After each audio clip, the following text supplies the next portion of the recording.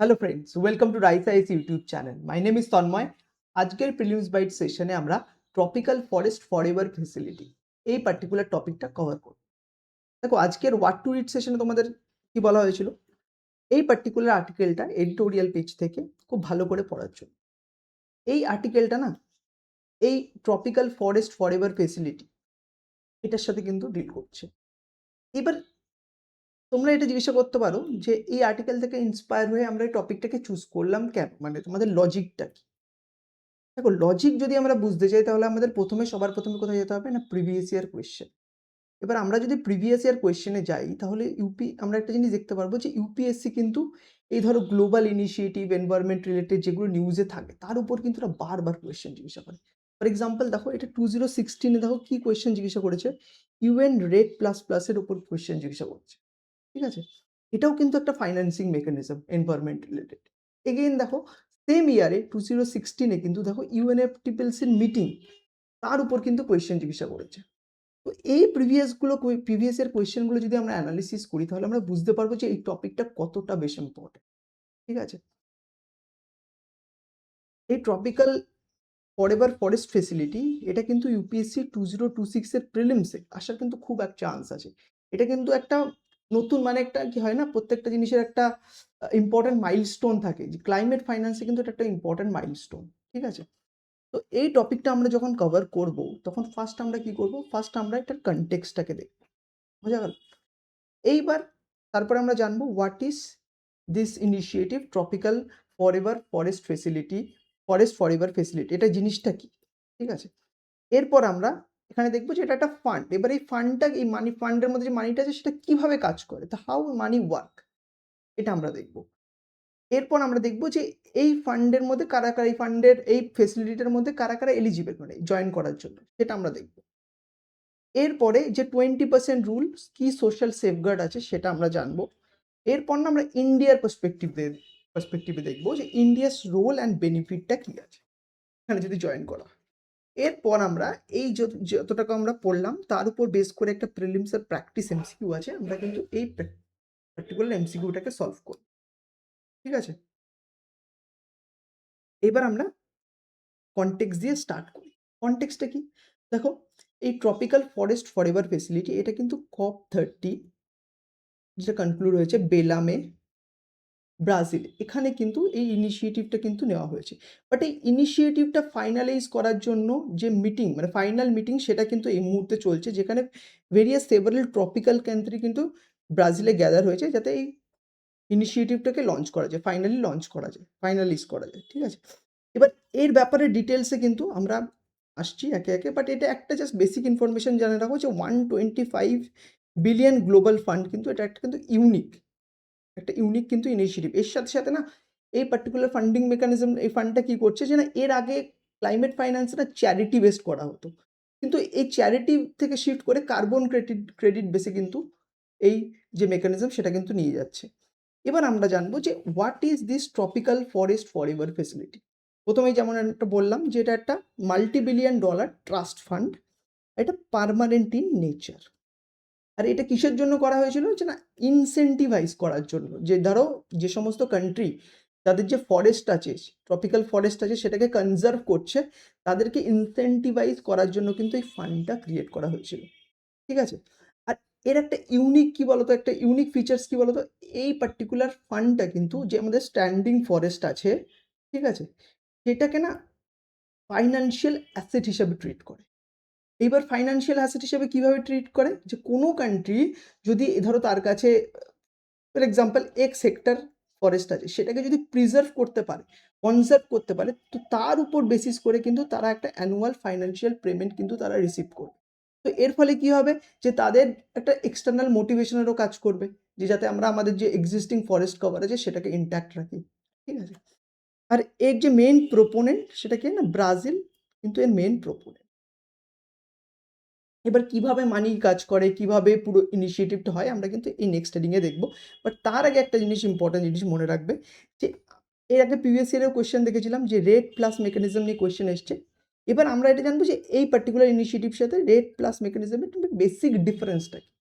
দেখো, এটাও একটা ফান্ড, এই ফান্ডটা কি করছে, ধরো কোনো কান্ট্রি যে তাদের যে ডিফরেস্টেশন আছে সেটাকে রিডিউস করছে, তখন এই ফান্ডের আন্ডারে তাদের কিন্তু ইনসেন্টিভাইজ করা উচিত, রেট প্লাস প্লাস মেকানিজম।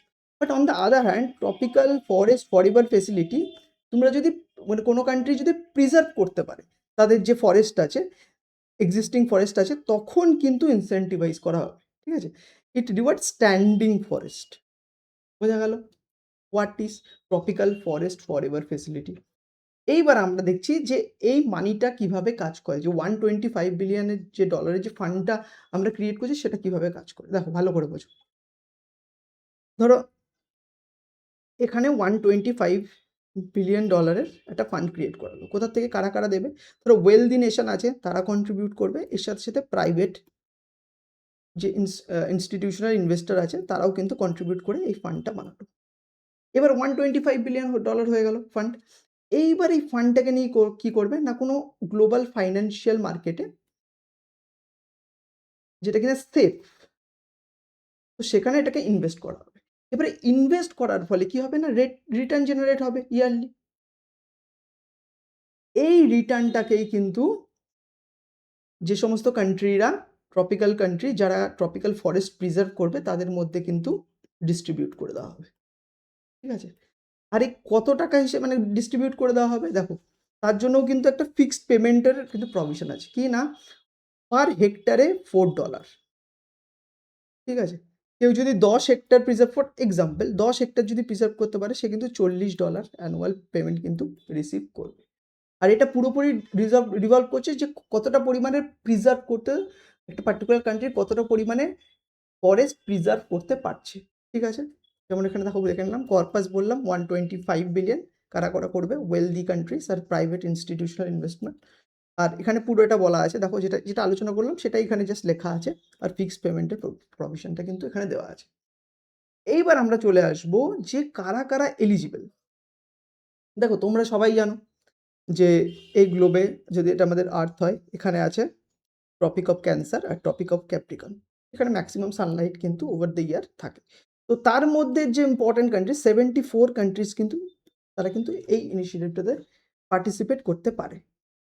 কিন্তু এখানে একটা ক্যাচ আছে, এই প্রভিশনটা আছে যে লো ডিফরেস্টেশন রুল বলে কিন্তু একটা প্রভিশন আছে, যে অ্যানুয়াল ডিফরেস্টেশন রেট একটা থ্রেশহোল্ডের কমে কিন্তু থাকতে হবে অ্যাট এনি কস্ট। আর এই থ্রেশহোল্ডটা কত, 0.5%।